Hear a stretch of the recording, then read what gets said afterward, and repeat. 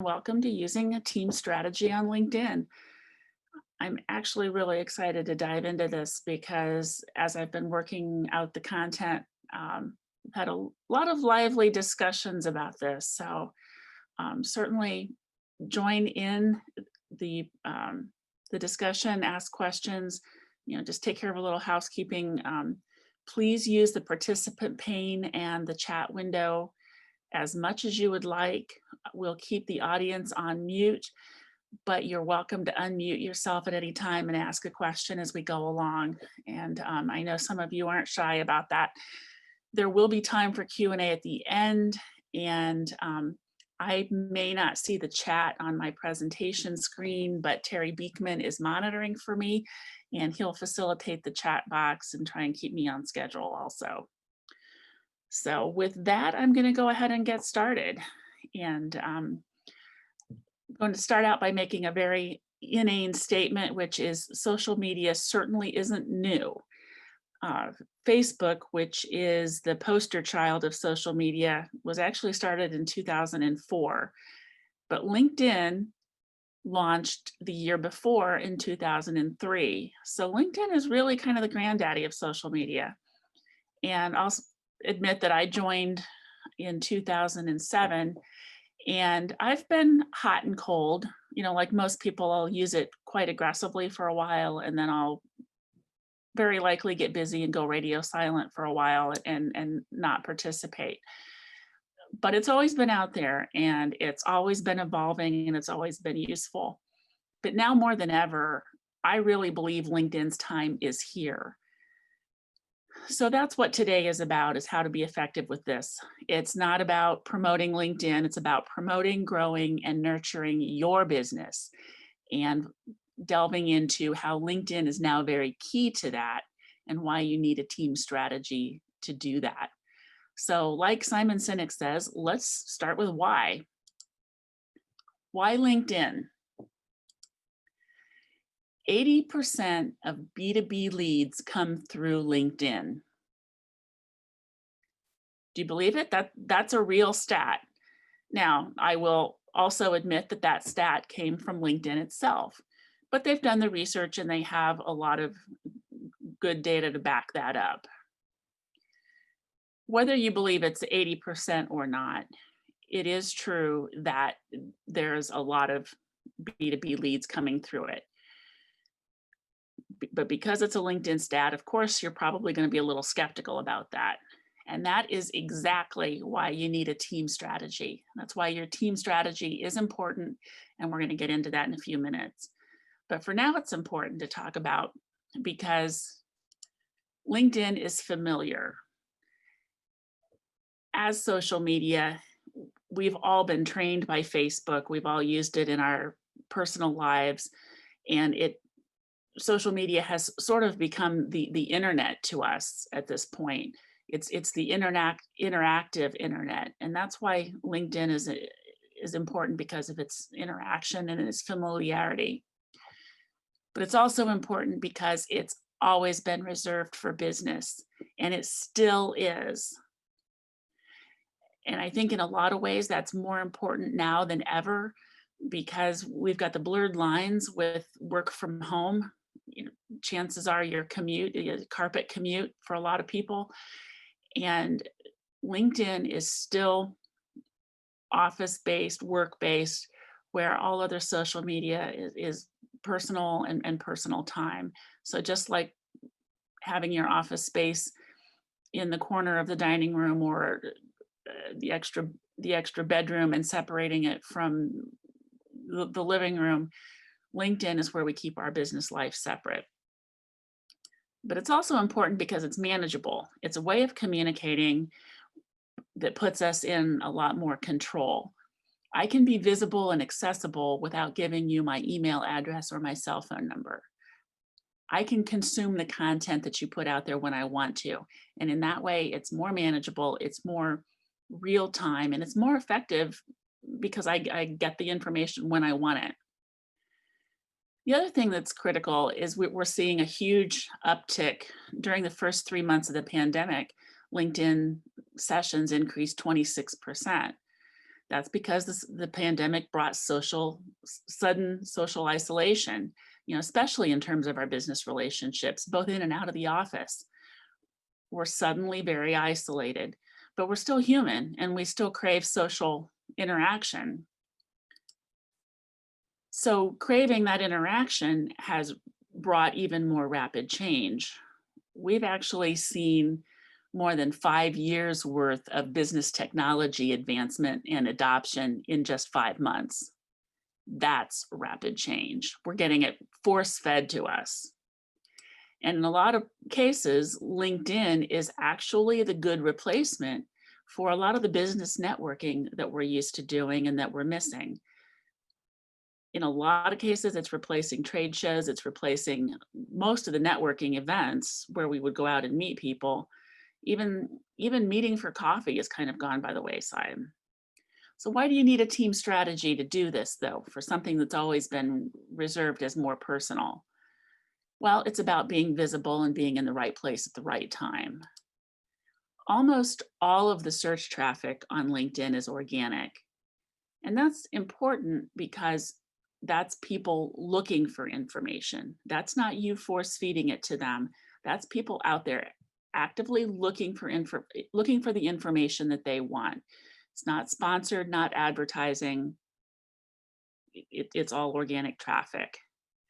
So having a team strategy means that you can use the net effect, what I'm calling the net effect, on LinkedIn. And this is something you're all familiar with from Facebook as well. If I post on LinkedIn, it goes out to everyone I'm connected with. And that's great. That's wonderful visibility. But if I tag someone in one of those posts, it goes out to everyone they're connected with. And if I'm lucky, if it's good content and it's interesting, they'll engage with that and push it out to their contacts. If I tag more than one person, it just geometrically increases the potential reach that I have. And that's what I'm calling the net effect. Because from my one post, I would never have had an opportunity to connect or engage with the people on the far right of the screen. But because of the way the content works, I now have the potential for visibility in front of them. Another key aspect of the team strategy is that, and this is not a LinkedIn stat, research shows that content shared by employees will have up to 8 times the engagement of content shared by the company itself. Why is there such a phenomenal engagement rate with content shared by employees? It's because it's authentic and transparent. It's authentic because I can only post for me. I cannot go out and post for anyone else. I suppose I could if I give them my password and login credentials, but apart from being really, really scary, that's a direct violation of the terms of service of any social media. It's also transparent because I can't influence somebody else's post. I'm going to say what I'm going to say, and they're going to say what they're going to say. They're going to present their honesty, and that's a transparency that you just can't achieve anywhere else. Compared to the information that you may be pushing out through your website, viewers know that that's marketing information, and they equate company information with advertising, and they're inherently skeptical. Remember back to the very first stat that I gave you about the 80% of business to business leads? You're inherently skeptical about that stat simply for the fact that it came from LinkedIn itself, and they're pushing their own agenda, or we assume they're pushing their own agenda. That's the kind of authenticity and transparency that you get when your employees are posting something. The bottom line is it's just better for everyone. If the company looks good, the employees look good. And if the employees look good, the company looks good. That's just the way it works. If I tag you, you look good to your employees because, oh, look, you're participating in something and they see an aspect of you that you may not feel comfortable sharing. But we're skeptical a lot of times when we see someone tooting their own horn, for example. But if I congratulate John Doe on his achievement, That's much more authentic, and much folks are much less skeptical about that information, and they can celebrate and engage with that much more effectively. And that engagement has the potential to reach far beyond my first level connections. So how do you set the strategy? Well, set the example first and foremost. As a leader, your LinkedIn presence should inspire your team as much as your colleagues. It should say, this is someone I'm proud to work with. And there's no single right way to do this. There are some samples, I think, I just pulled a few random ones out of my own connections that I think are very well done. I'll take a brief look at them because they're very different.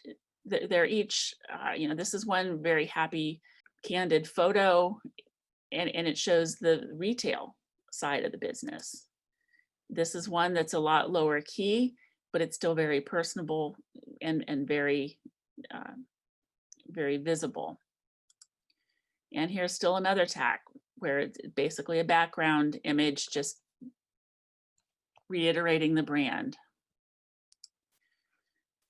But in order to set the example, the one thing you do have to do is pay attention to the basics. And honestly, I could do an entire hour on the basics of your LinkedIn profile. Don't leave the critical pieces blank. Put a photograph out there. A bad photograph is better than no photograph. A good photograph is great. If you don't have a photograph, use an avatar. This little 400 by 400 image up here is what the world sees. And if they see a blank there, it's like going to a networking meeting with a bag over your head. And come on, none of us would do that. Background image, that's prime branding real estate, and it's a waste. It's a crime to waste that. Make sure your name, your headline, all of these things are included. LinkedIn now has a wonderful way to put services in there. Definitely take some time with your about summary. And LinkedIn is going to show whether you're active or not. Get out there and have some conversations. Just a side note up here. Historically, we've used this, what LinkedIn calls a headline under your name. We've historically used that as your title. It doesn't have to be your title. Get a little more creative with this. This should be more role-based and speak more clearly to the kind of business that you're looking to interact with. So don't just put your title out there, because if you're handling your experience and your company connections down below, if you're handling those correctly, it actually becomes redundant information if you put your title in there. So at any rate, don't leave the critical pieces blank. The other piece that's hugely important is to set the expectations. This is not about sales. You have people with, or most of you have people with specific business development roles, and that's a whole other conversation. We're not talking about a team strategy that puts undue pressure on your team members. We are just asking them to be present and visible. It's about visibility and connection. It's also not about compliance. And this is where we very often go way off track. Every social media policy I've ever seen is all about what not to do. And I get it. It's usually our first reaction to lock down something we think we can't control, or we think we need to control it. But this is where we're really missing the boat in terms of opportunity.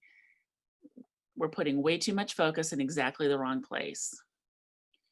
So one way of looking at it, and a way to sort of lighten it up a bit, is, kind of think about your social media policy like your dress code.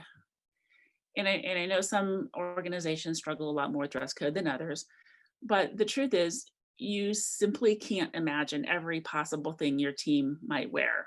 I know I've had team members show up in things that certainly defied my expectations. So, but you can't possibly control it with rules. You can only control it with good leadership and management. GM hit the news a couple of years ago when they revised their dress code from 10 pages down to 2 words. And those 2 words were dress appropriately. That's it. The point is that if you have to say anything more than this, you have a management issue. And that's certainly another conversation. Your dress code and your social media policy are essentially the same. They're both very personal and they both represent the company. Both are key components of your culture, and how you handle them impacts both the talent and the business you attract. So if you've got a nailed down social media policy where your team is not representing your company positively, enthusiastically on social media, what makes you think someone's going to want to come and work for you? So it becomes as much a recruiting issue as it does a business development issue. And just for fun, here's a little additional reading on dress codes. So how do we set those expectations? We set it the same way we set all the other expectations. We discuss it when we're recruiting and we're interviewing. We put it in the job description, put a casual policy in place, mention it in the employee handbook. Most importantly, pay attention to what's going on and work with it. Talk about it in quarterly reviews, talk about it in weekly team meetings. Just make it part of the natural, normal discussion. Some suggested verbiage is, hey, we are proud of the organization and each of our team members. And we embrace LinkedIn as a communication tool. Therefore, we expect each employee to maintain and use a professional presence. We expect you to be on LinkedIn. Make sure everyone knows why this is important and what they can do to support it. Remember, this is not about sales. It's about visibility and making connections. And if you remember nothing else at the end of this presentation, it's about visibility and making connections. Your biz dev people, even if it's the same people, they may have a more aggressive role in reaching out to some of these connections, but this visibility that your team is creating will make the business development easier. This is the information your prospects see when they're shopping. This is the information they see when someone refers you. And this is where they go to validate your pitches. When you tell them you can do something, LinkedIn is one of the places they're going to go for authentic information about what you've really done and what you can do. This is also the information your business development team pulls from when they highlight your team members. There's a lot of good stuff that can go into a LinkedIn profile that you can't always work into. You don't want to work into the bio that you put on your company website. On your company website, you need to treat everyone in a similar fashion. The information doesn't need to be the same. LinkedIn, in its authenticity and transparency, you'll see the star performers because they're showing the skills that they've developed over time. They're showing the projects they've worked on. They're showing the value they bring to your company and the value they bring to your business partners. One of my colleagues shared an amazing story with me, and her role in the organization was business development, and she was in the process of compiling a proposal for a big client. This was a big deal for them. So of course they were including the bios for the key team members because they wanted the company that their prospective client to understand who would be managing the work.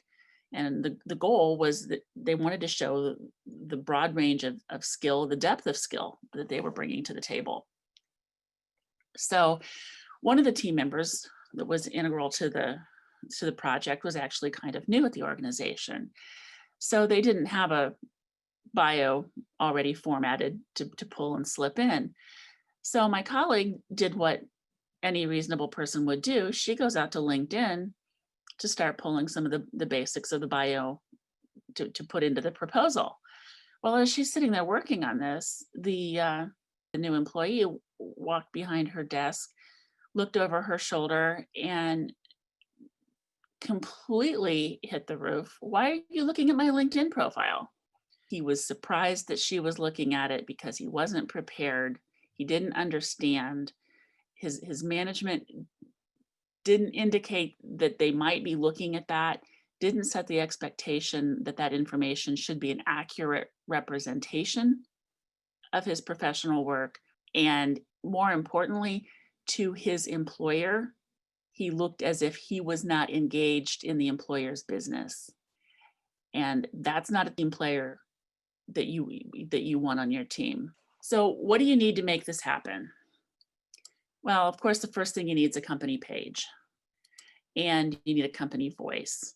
Put someone in charge of it. You definitely need a page administrator, and this shouldn't necessarily be the business owner.